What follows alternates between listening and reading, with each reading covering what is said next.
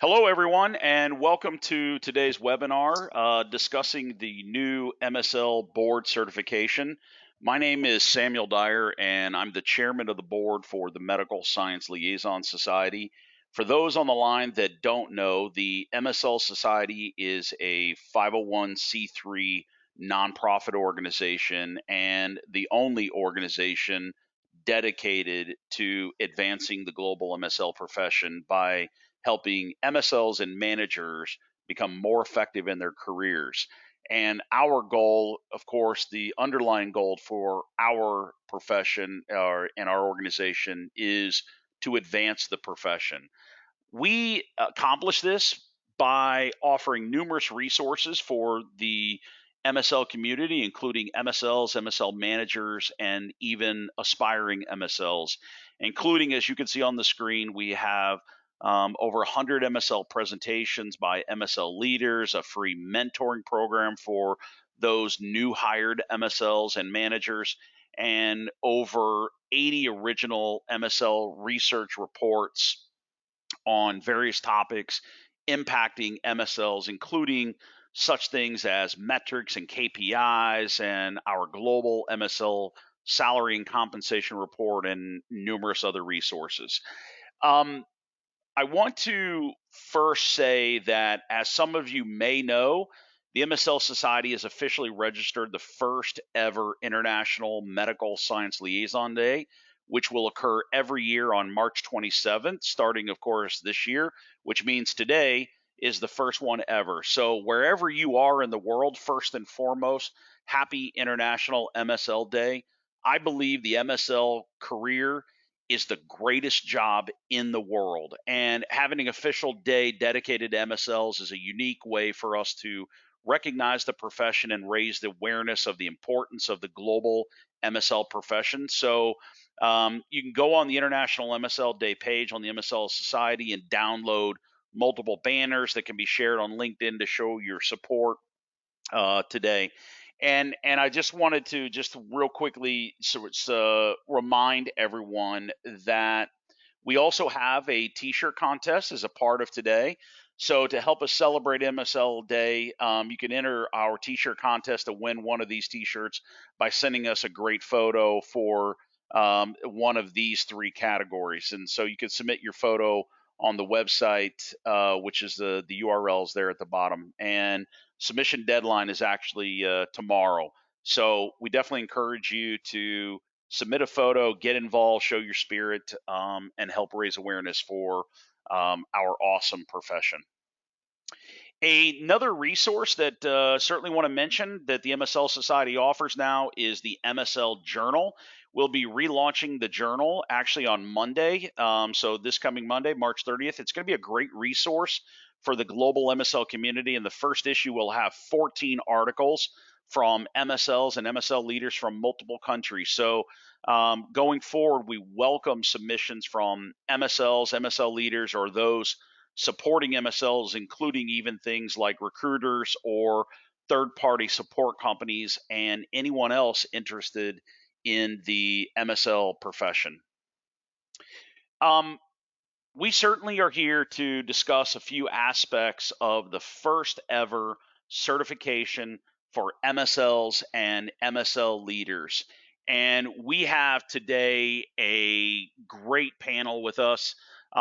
We're focused on the global MSL community, and today's discussion on the new MSL board certification, what it means for you and the MSL community, is clearly a very important topic, which is demonstrated by the fact that we've had over 450 MSLs, MSL managers, directors, VPs, and various other roles from over 45 countries register for today's webinar. And in a few moments, we're going to have, we'll hear from a certification expert, Dr. Lenora Knapp, who is president of Knapp and Associates, followed by our panel of MSL leaders who will discuss this new idea of a MSL board certification and what it means for you and the community. We'll be joined by Dr. Linda Traylor, who is the VP of Medical Affairs at Biodesics, Dr. Cherie Hyder, who is Medical Excellence and Operation Lead at Biohaven, and Dr. Elizabeth Cooper, Regional Director of MSLs with Novartis. Um, and so before we get started, I just want to make sure that we go over a few technical details. As participants, you can hear us, but we cannot hear you. However, in your control panel, you'll notice you have a question panel. We encourage you to type your comments or questions in the question panel throughout the presentation, and we'll address questions at the end of each speaker's presentation. We also want to encourage you, for anyone who might be experiencing technical difficulty hearing us, just make sure the volume of your computer or headset is turned up all the way, and the same for anyone dialing in. Also, ensure that you're logged into the webinar on a computer or a device so that you can actually see the slides presented throughout the webinar. And then finally, one other technical issue and housekeeping concern. We are recording this. We've been asked by several people if we're recording this. Yes, we are recording the webinar. It'll be available on the MSL Society website for everyone very soon. We just need a few days to put it together, but it will be on the MSL certification page on our website very soon.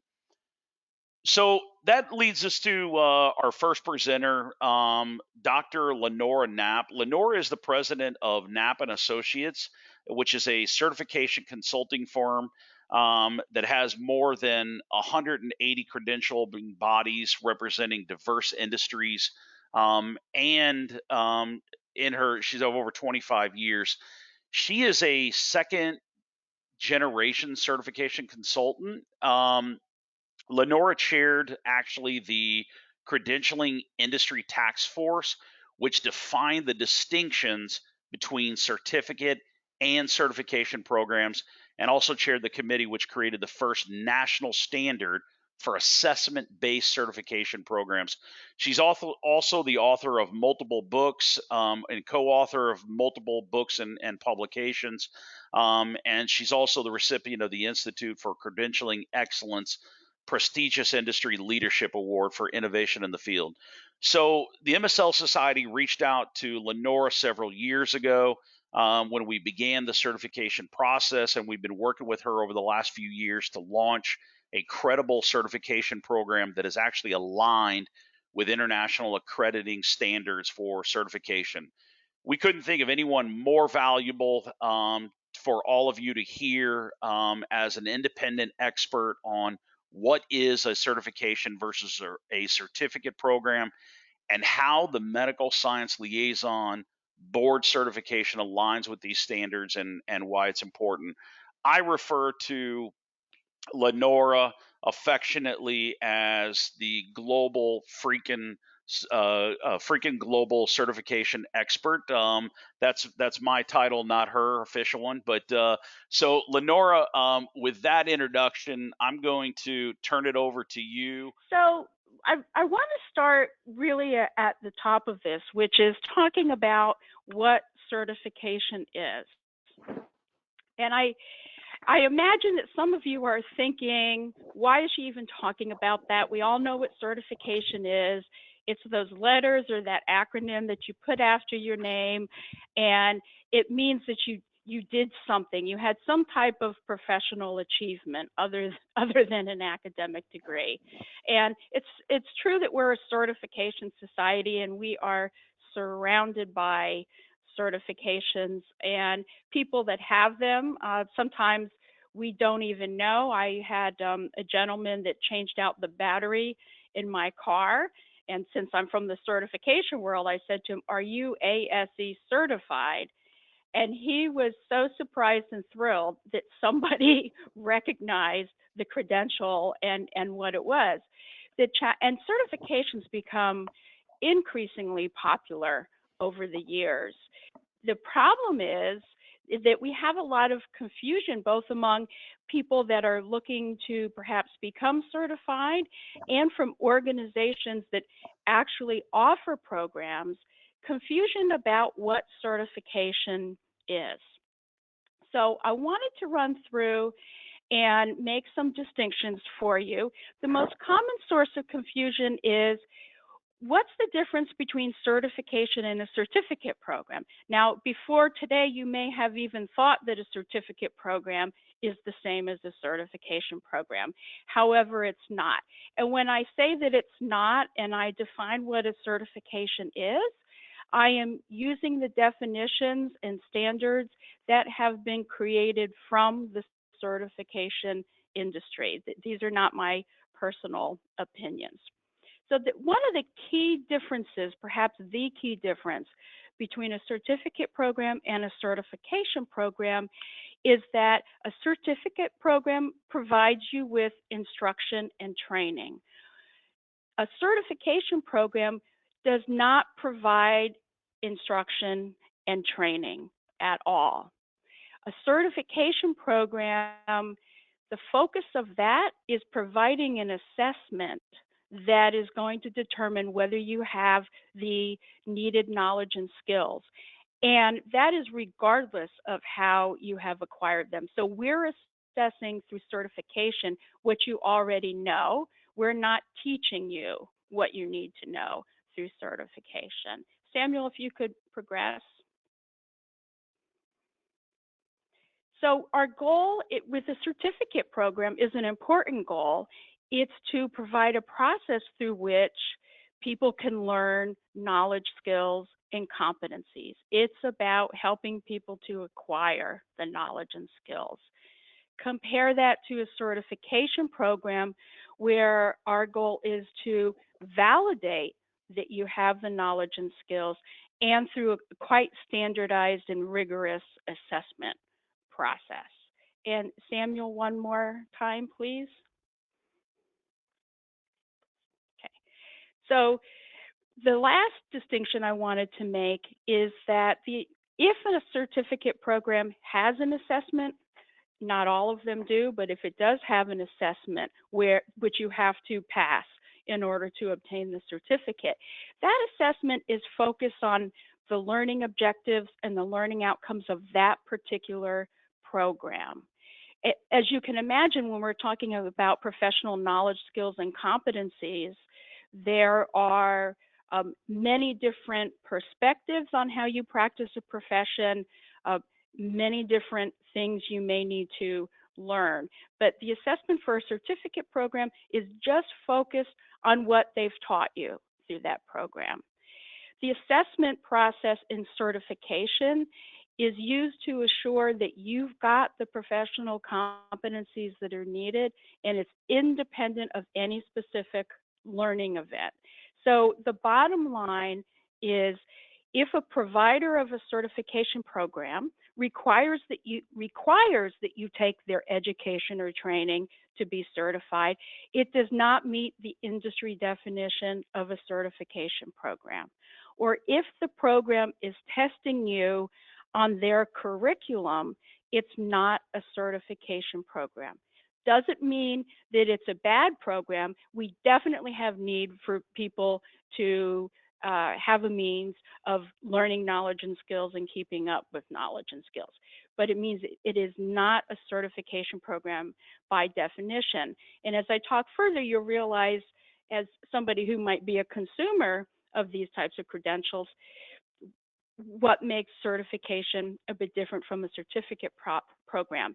When I talked earlier about I just want to reinforce, when I was talking earlier about the confusion we have about the distinction between certification programs and certificate programs, the providers of programs themselves may not be using the terms correctly as we've defined them in the certification industry. There's that much confusion out there. So you all will now know what the hallmarks are of a certification program. And it's important for you as consumers to determine, to know that, so that you know which type of program is going to best meet your needs at this point in your professional journey.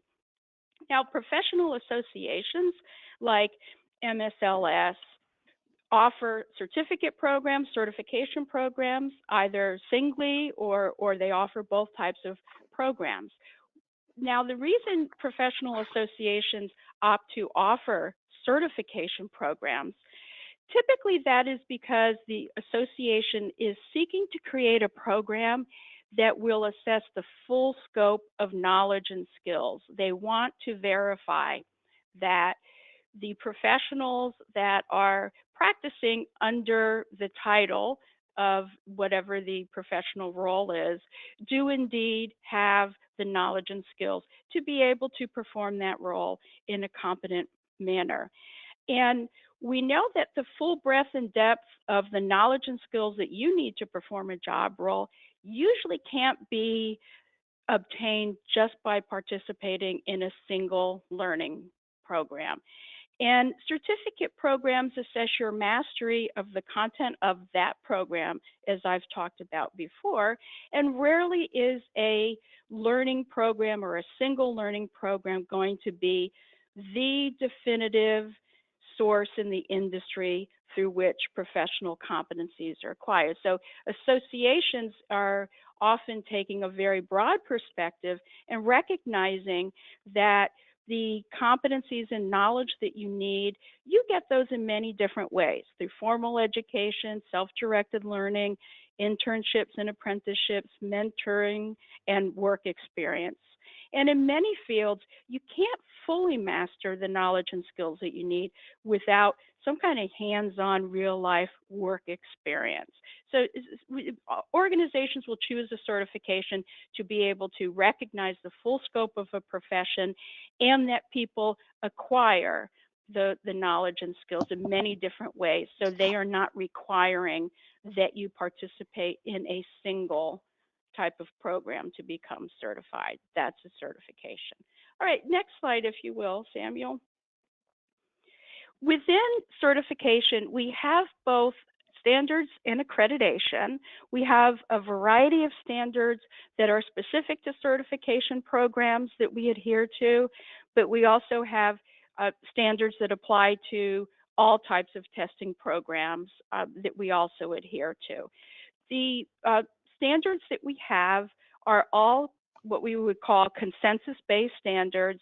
They're developed by the testing and certification industries with extensive involvement and input from the industry. So, for example, I was involved in the development of a standard. We had 42 people on that committee with expertise in different areas. The competencies then, not the competencies, the standards then had to go out to stakeholders for several open comment periods.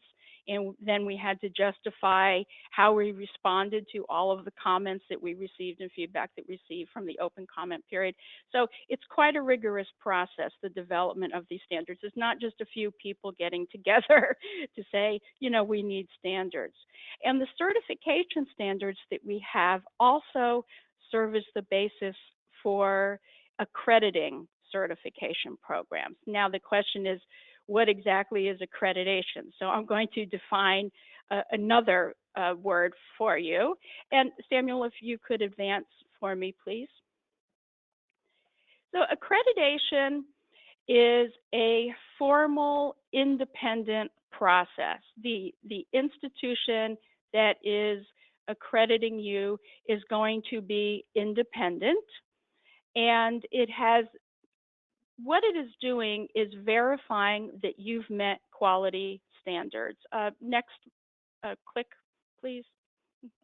Now, what that verification is also doing is saying that the program or the organization that has been accredited, they have deemed it qualified to perform, and this is one of these standards jargon terms, conformity assessment activities.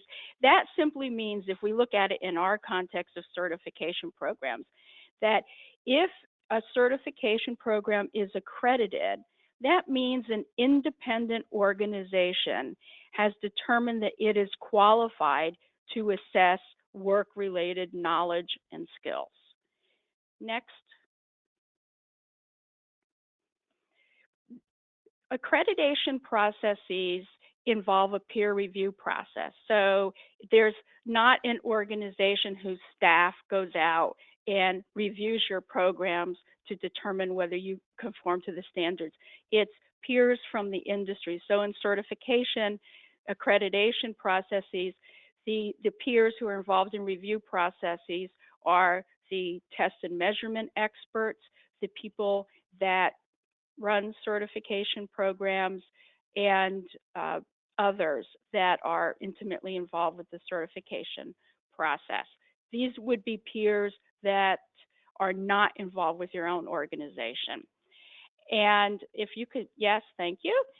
And so if you've received an accreditation, it means that through this peer review process, it's been determined that you are in compliance with the quality standards that we have for certification programs. Next. Now, important thing to know is that once accredited, that certification program must still demonstrate to the accrediting body that it is continuing to comply with the standards for accreditation in order to maintain that status. So there's a periodic review process that you go through. You are not accredited for life. Next, if you will, Samuel.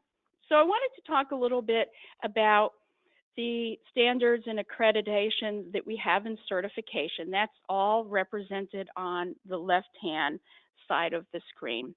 In the U.S., we have two sets of standards that are used to accredit certification programs.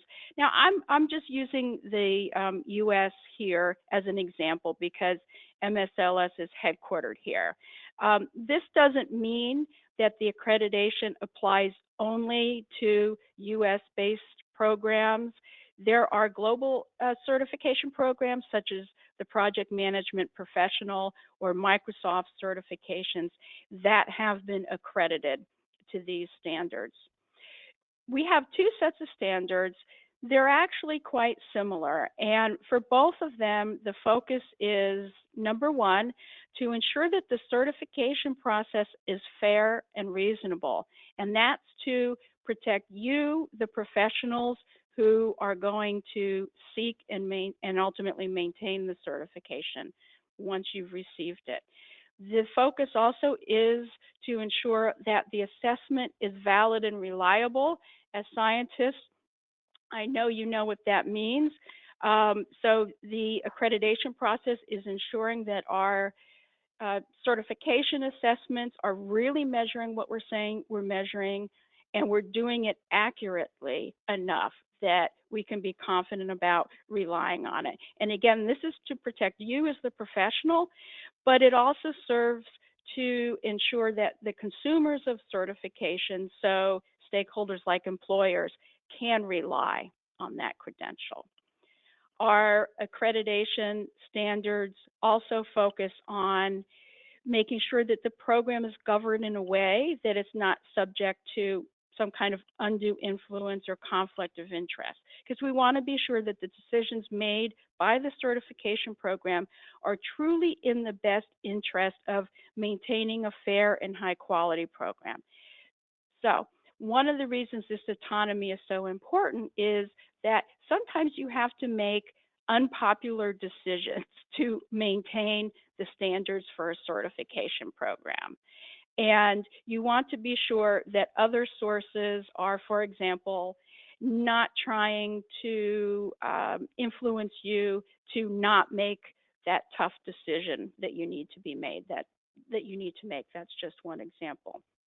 And lastly, what our accreditation standards are doing is ensuring that those that hold the designation, whatever the certification is, will be upholding professional and ethical standards, and also that they engage in continuing professional development. Because as you know, your knowledge and skills must remain current. So that means you need to update them, or in some cases, as the profession changes, you need to continue to acquire new skills and knowledge to be a competent professional. Now, on the right, on the right side of the screen, there are some other organizations that offer other types of accreditations that are not certification program accreditations. You may see some educational programs that are accredited by these organizations. They are fine and respected accreditation organizations, but they are not accrediting certification programs. And if a program is accredited as a certificate or an educational program by these organizations that are on the right side of the screen, by our industry definition, they are not certification programs. So so you're looking, as you look to see accredited programs, you're looking for NCCA or ISO or ANSI accreditation for a certification program, as we've defined it here today. Now, Samuel, if you'll move on to the next slide. So where does the MSL-BC program stand with respect to certification? When the program was built, it was designed to conform to all of the quality standards that the certification industry has defined and are required for accreditation. However, in order to apply for accreditation, you need to have administered the certification exam for at least 1 year or have tested at least 500 candidates. That's because in order to be accredited, you need to have data to show that your assessment is indeed reliable and valid and so forth. So at this point, since the credential is just introduced, MSLS could not yet obtain accreditation. All right.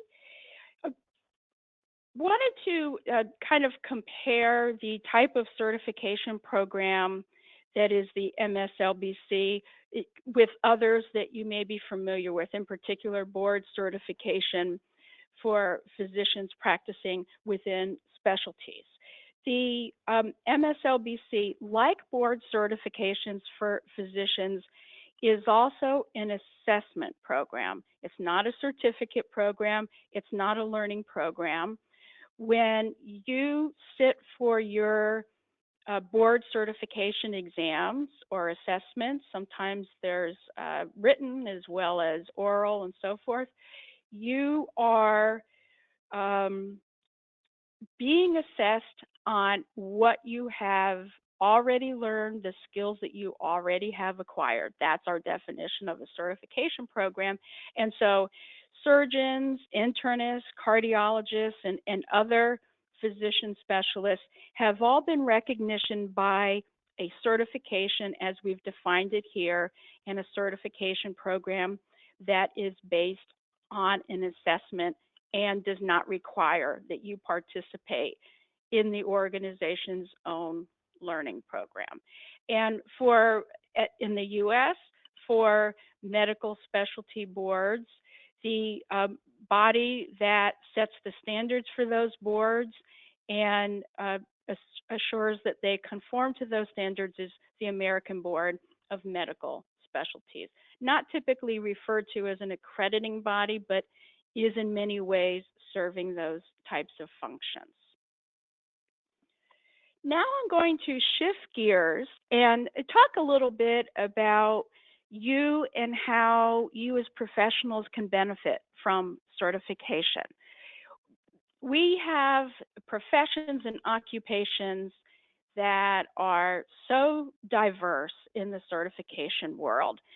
But what we typically see, if we look at them all together, there are some commonly referred to benefits. So when we go back and we ask people who have become certified in a few years, how did they benefit from the certification? These are the types of things that they tell us. Now, to some degree, the benefits that you get are going to depend on the industry or the professional field or the type of certification. And to some degree, your own personal goals are going to determine why you choose to become certified and what you think you've gotten out of it as a benefit. But as you can see from the list, it's a combination of both tangible things like higher compensation, or maybe if we can refer to more job opportunities as being something tangible. But we also have intangible things on this list as well.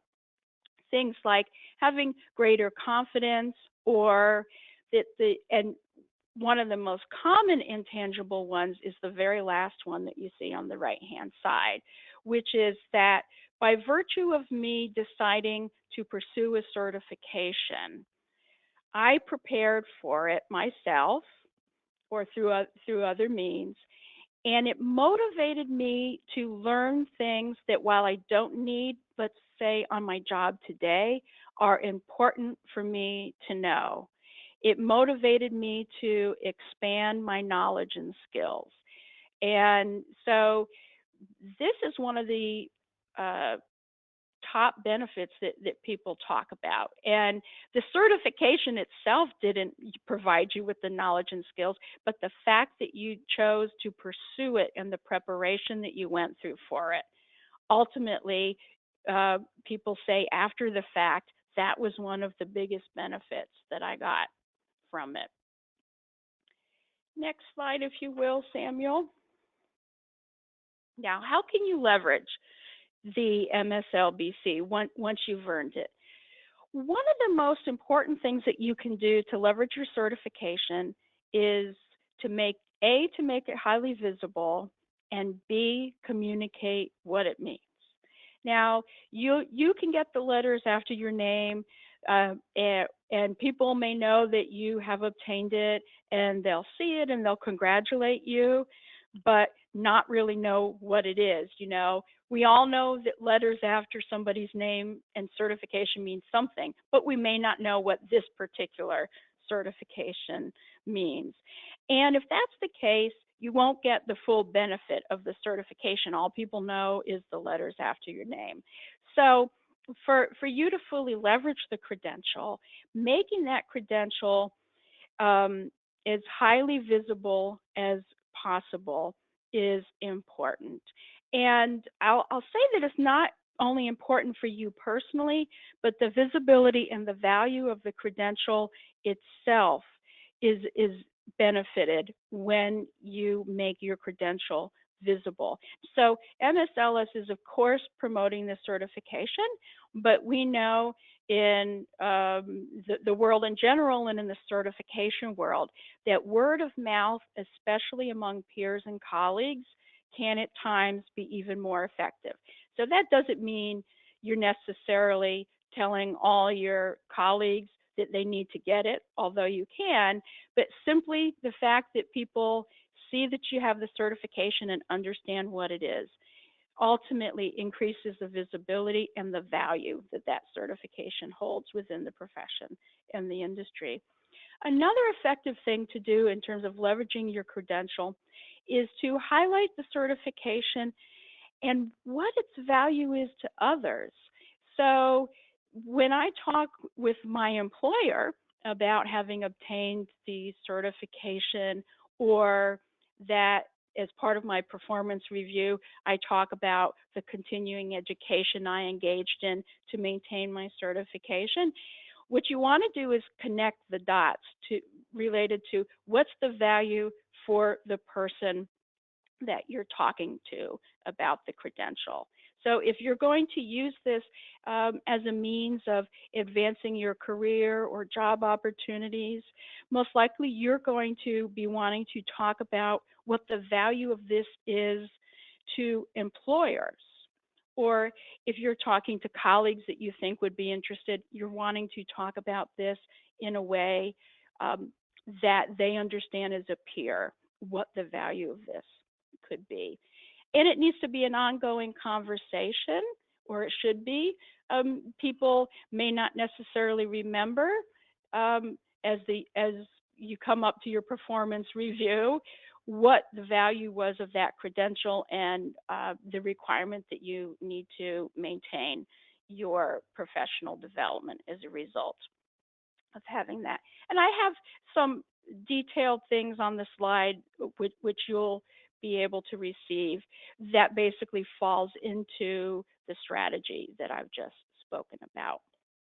So Samuel, that's all I had at this point to share. Unmuted. Muted.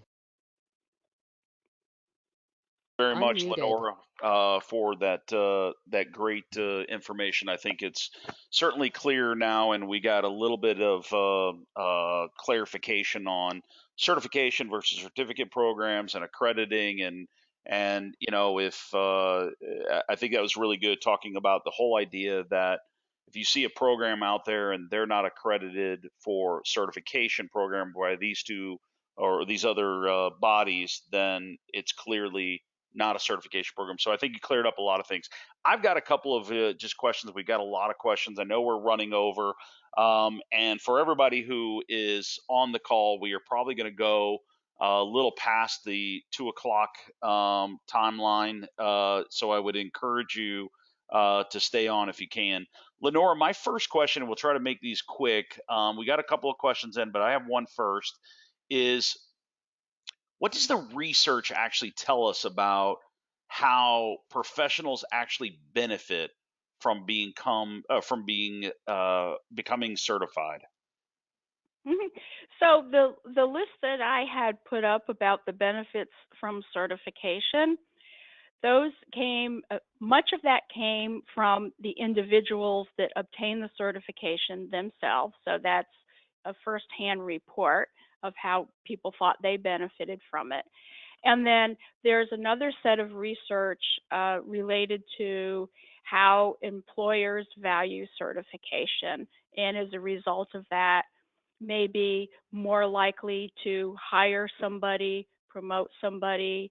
There are some certifications that employers a priori will offer an increase in compensation if you become certified. So everything that we talked about in terms of benefits is based on research that's been conducted across many different certification programs. Excellent. Another question that we got here is which type of credential, a certificate or certification, is most commonly recognized by employers? Yeah, so most commonly recognized in terms of employers know what it is and may recognize it in a way that leads to hiring or job promotion. Most typically, that's going to be a certification program as opposed to a certificate program. Excellent. Okay, good. And I guess the final question, trying to be sensitive to time, and I know we're running over a little bit. Why is standardization or why is standardizing the field so important? Why do we need this? Why is this important? Mhm. Well, standardizing the field is important for a lot of reasons. You would like for the individuals who hold themselves out as MSLs and That's okay. MSL managers have a common level of knowledge, skills, and competencies. Because what happens is if I encounter somebody who who holds themselves out as being that type of professional, yet does not have the knowledge that you would expect of that type of professional, the perception of the profession itself can suffer from that. And so that's one of the values. Also, so that you all have a common language. And the common language can be used with each other, but also shared with other professions and disciplines that you're working with. Also, many fields have found that a standardized knowledge or competency base helps to elevate the credibility and respect for the profession. People look at it as a real profession, not just something that somebody is calling themselves or a job title. Very good. Um, well, Lenora, well, thank you very much. I appreciate all the insight and information, and I want to thank you for being here with us today. I thought this was very helpful and valuable insight, and so really appreciate you taking the time to be here today. Thank you. You're welcome. Awesome. Um, I know we we're running over, and we have several things that we wanted to do. We had some poll questions, but I think just in lieu of time, we're gonna have to skip those, unfortunately. What I wanted to walk through is just a timeline and process of how we got here. We're very excited to have launched this thing, and as you can see here, there were a lot of steps involved, and it was developed after several years of exploration and demands from the community. And our goal, of course, with the MSL-BC is to set industry recognized standards. So we obviously hired one of the top certification industry leaders to do this, and a large group of subject matter experts, MSLs and MSL leaders, volunteered and were involved throughout the development process. Here are a list of some of those, or a list of those people that were involved. It's an esteemed list of global MSL leaders from pharma, biotech, medical device, and diagnostics. And I also wanted to share, if it wasn't clear, the specific eligibility criteria for the certification. Um, you know, this is absolutely not available for aspiring MSLs. I think that's a very important criteria, that this is made and designed for MSLs by MSL leaders, and so you need to be an MSL for a minimum of 1 year, and it will be verified. A bachelor's degree as well, and then a little bit of information. There was a lot of questions about what it is. It's 140 multiple choice questions. You can get a lot more information on the website, of course. But in order to pass the exam and earn the credential, you have to answer 86 of the 125 questions complete. You have up to 4 hours to take it. It is virtual, so the exam can be administered at home. Um, However, we don't recommend you using it on a company computer just because of the firewalls. But it is administered through an LMS, and it will be proctored live. So when you are taking the exam, you will be proctored live. So that person will see you. They'll do a scan of your environment, just to maintain the integrity of the exam. So what I wanted to do, I know we're running very short here on time. I wanted to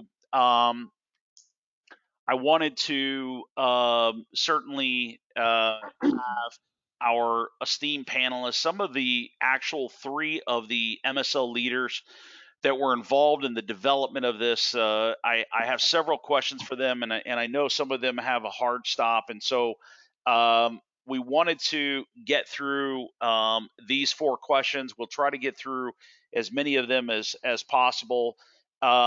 So with us, of course, we have Linda Traylor, Elizabeth Cooperfer, and Cherie Hyder. And so what I wanted to do, just these are our four questions. We'll try to get through as many of them as we possibly can. So what I want to do is I'm going to have all three of them address this first question. Why is this question here on the screen? Why is the MSL-BC important for the profession, and why you got involved? Linda, can I have you address this first and we'll try to be as succinct as possible, because I know others have to have a hard stop. But Linda, do you want to try this one first? There we go. Thank you. Yep. So yeah, I actually address the second point, and then I'll come back to kind of the profession question.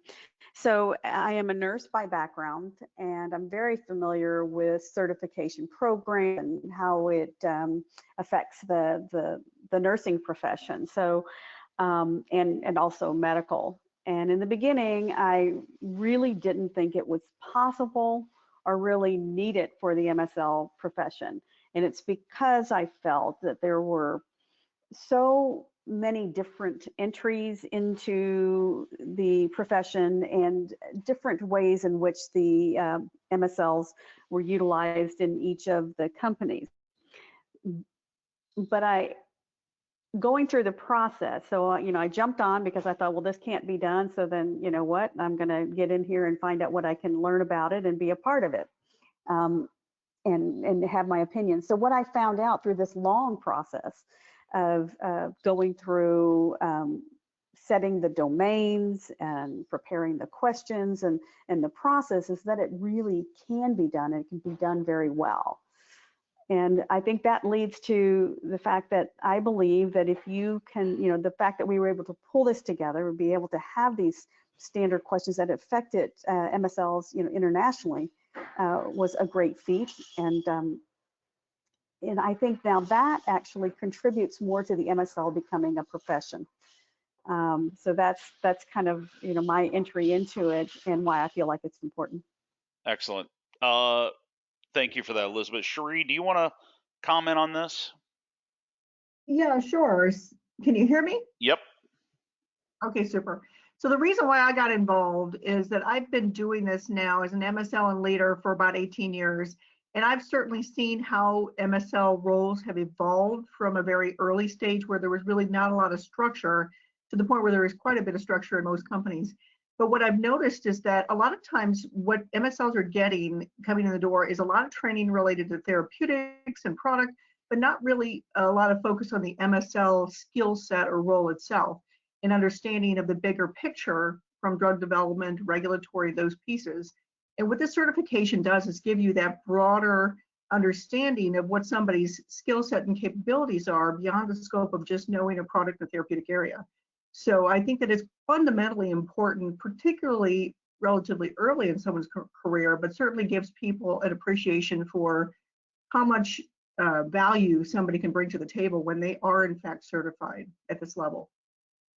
Yeah, excellent. Linda, are you able to comment on this?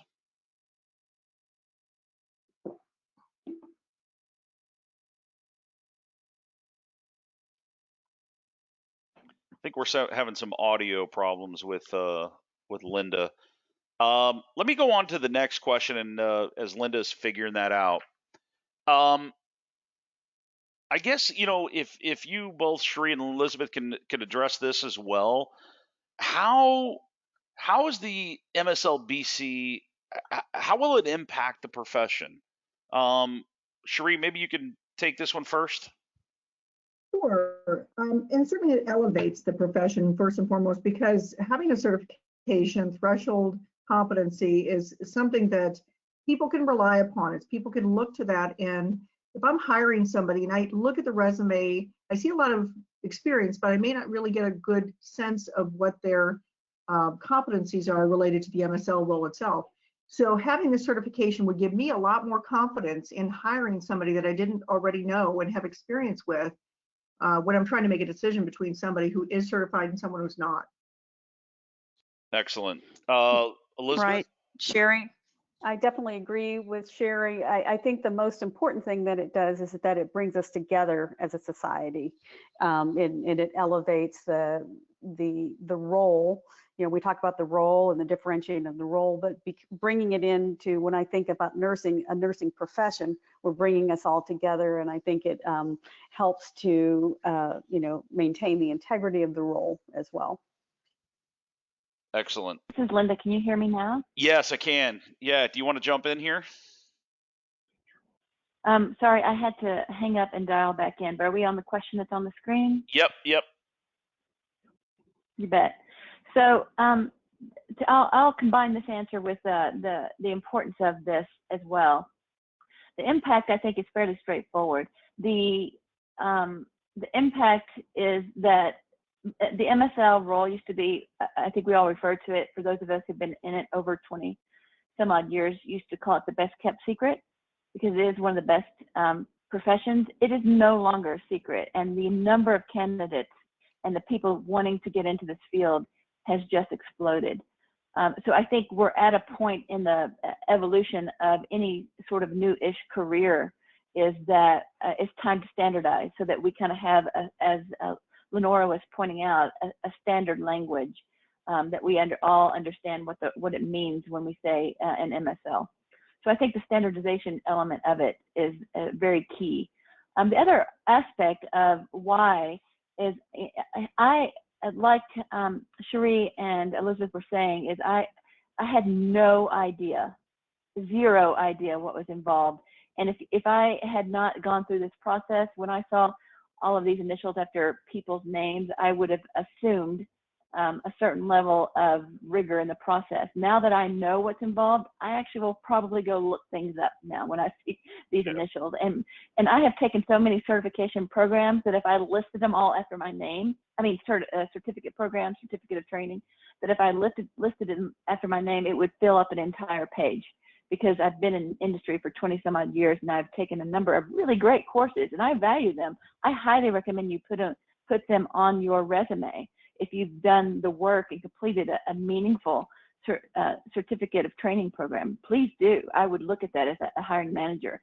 But when I look at the credentials behind somebody's name, I actually have a standard now, which I did not before this process. And so I would look it up, make sure it's accredited, and then I would also know that, one, you're an MSL, you're an MSL with a minimum level of experience. And I also know what it takes to pass this test. It's hard, and it's good, but it also level sets what we all know. So that's my take. Excellent. Cherie, do you have time for to address this last question? Sure. So again, why should people take the exam? It will certainly reinforce to your own self what you know, and maybe areas that you might want to consider deepening your expertise in. So you may find through taking the test that there are certain things that I didn't realize that aspect of drug development, because we all come into the MSL role from various backgrounds. So I would certainly look at it from a self-development standpoint and self-assessment, but I also would look at it for the MSLs, like on my MSL team, to be able to have my MSLs all certified. It's amazing how the internal organization reacts to that. And so they suddenly become a little bit more aware of the polish and finesse and how maybe you elevate that team compared to other teams that aren't certified. So, certainly in my company, when we've had those conversations, they've been really interested in achieving certification across the team. Excellent, thank you. I'll let somebody else jump in. Yeah, Elizabeth, do you have any thoughts on this? Are you still with us?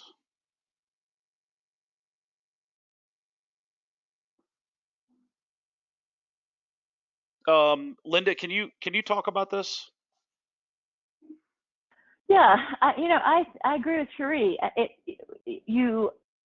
think sometimes we forget, when you've been doing it a while, you forget the basics. But I also think revisiting the basics of the minimum competencies and level of education we need generally for this role is a good just maintenance of your core competency. Just the exercise of getting ready for the exam is meaningful in and of itself. I just think it's a worthwhile effort, and then obviously the reward is a really meaningful credential. Yeah, absolutely. Yeah, thank you for that. Lenora had talked a little bit about this whole idea of how individuals can, sort of the benefit and highlighting the credential. Linda, can you talk about this from your perspective? How can you benefit from earning the MSL-BC? I mean, you kind of heard Lenora's perspective. What's your perspective as a VP of Medical Affairs? So I have to look at it from a perspective of practical application of it when I'm looking at, for instance, hiring candidates. Now that this is available and I know what it takes to get it, it certainly will be meaningful for me if a candidate has this certification and credential after their name. So I'll know personally what it took. I think the other thing is if I have two fairly equal candidates, and one has the credential and the other does not, I would probably go with the one with the certification. Just personally speaking, again, because I know what it takes to get it. So those are some of the practical applications. I think the more that this evolves, when we get past the initial assessment of the 500 or the 1 year mark, when we have a lot more experience with this, I think it will become, you know, the benchmark for what the board certification should look like. And I think it's going to add significant value. There are a lot of people trying to break into this role, and a lot of great candidates that do a lot of certificates of training, and I highly encourage that. Those are good programs. I would look for it on your resume. I wouldn't necessarily look for it after your name, after your PhD, knowing especially that you can't have it until you've actually become an MSL. So that's the types of things I think about personally. Yeah, excellent. Cherie, if you're still with us, can you address this? Yeah, absolutely. I'll help with this last question here. So in terms of benefiting from earning the MSL-BC, you have many ways that you can benefit, not only personally, like I said, from a development standpoint, organizationally, in terms of elevating your organization stature. I've actually had KOLs notice this certification on my cards or my signature line, and they know what certifications are, and they respect and recognize them as well. So it's beneficial in many different ways. As well as the fact that I really honestly believe that more and more companies with job descriptions are going to start to begin to integrate this into a recommendation in terms of preferred. We prefer to see people that are certified because it gives them that confidence in knowing what the standard of excellence is. And that's what we're all aiming for at the end of the day, is truly medical excellence. Excellent. Yeah. Well, thank you very much. I really want to thank Cherie, Linda, and Elizabeth for all being on here, and I really appreciate not only the hard work and dedication over the last couple of years of launching this. It was an insane amount of work, and I think we all learned a lot together. But having MSL leaders like yourself involved in this and ensuring that it not only meets standards but aligns with the profession, I think was really, really invaluable. So thank all of you for being here today. Of course. So I think what we can do now is we have a couple of polling questions that we'd like to ask some of you, just to get some of your perspective on this. And so what we're going to do is display a few questions here, and we're gonna put it up. We'll let everybody vote and participate, and then what we're gonna do is we're gonna do some future webinars and cover some of these topics. But let me just display a couple of them first, and then we'll come back to them. So Jeff on our team is going to display the first one. So the question is, do you have a clear understanding of the differences between a certification and a certificate program today? So just go ahead and vote. We'll give it about 30 seconds here.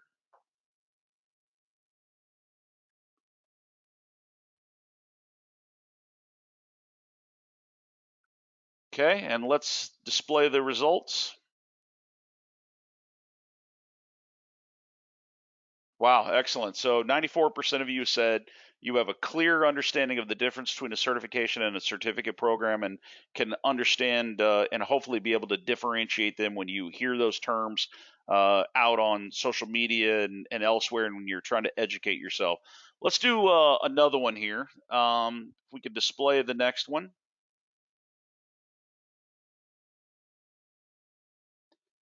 Here's a question. Now that we've kind of went through this, just would like to get your perspective. Do you think the MSL-BC is valuable to our profession? Is it valuable to the MSL profession? We'll give it about 30 seconds.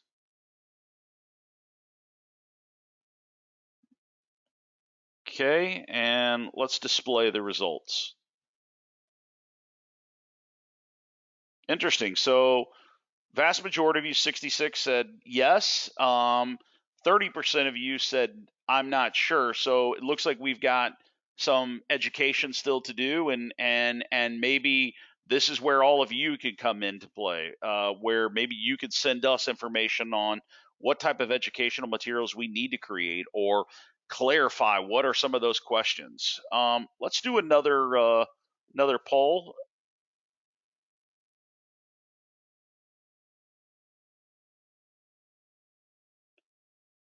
Question is, do you think the MSL-BC certification will have a positive impact on the MSL profession?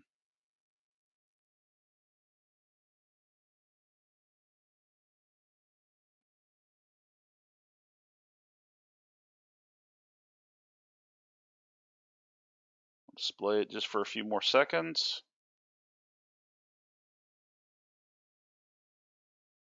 And let's display the results.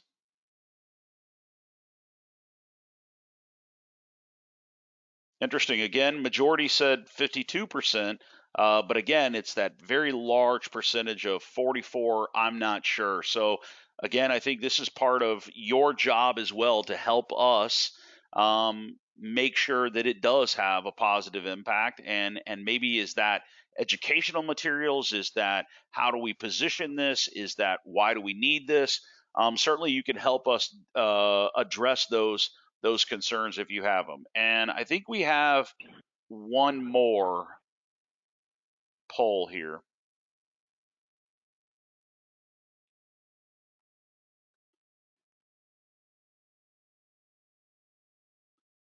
And here it is. Do you think there should be a hiring preference given to those that have earned the MSL-BC credential? You heard three managers talk about it that they would, but just from what we learned today, what do you think? Yes, no, maybe, undecided? Where are we at on this?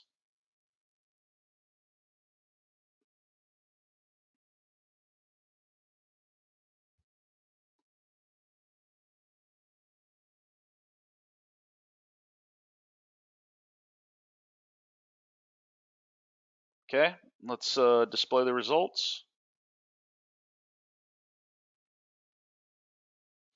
Interesting. Okay, so we've got 27% undecided, 35% of maybe, and so this is interesting as well. And so is this a result of just that it's poorly understood yet?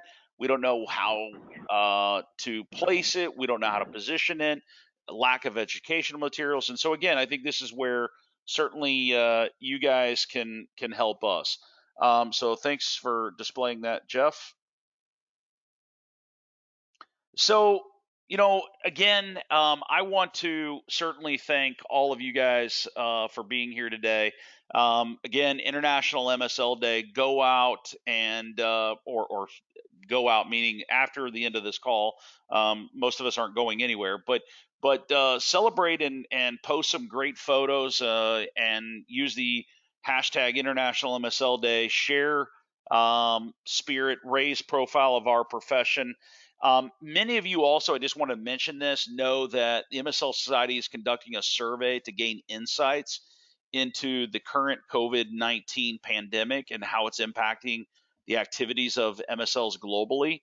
And so we're investigating how companies are dealing with this new challenge and the implications for future interactions with KOLs and other HCPs. And so we created the survey, and our goal is to provide insights that may help MSLs and MSL teams make critical business and operation decisions. So, the big part of the MSL Society is pay it forward. Do the right thing and pay it forward. This is an awesome opportunity to do that. So I would encourage all of you to participate. We are sharing all of this information with the public. So regardless if you're an MSL Society member or took the survey, you will get the results of this regardless, but we need your help to really understand how this is impacting us you can see the survey there, the link, and we'll make sure that everybody gets the URL. Final reminder, look, check out the website to learn more, download the candidate handbook. And with that, I know we're a few minutes over, but I want to say that I want to thank all of our panelists. We really hope that you found this valuable. If you think there's other things that we should be doing, reach out, let us know. Our whole goal is to educate the community as it relates to MSL-BC, but more broadly, to be a resource for the global MSL community. And we're going to do a brief survey. We'd like everyone to participate as soon as the webinar ends. But if I can personally be of help to anybody, there is my email address. That's our URL. And so with that, I just want to say thanks, everyone. Be safe. And I look forward to seeing some fantastic photos for International MSL Day. Thank you very much, everyone.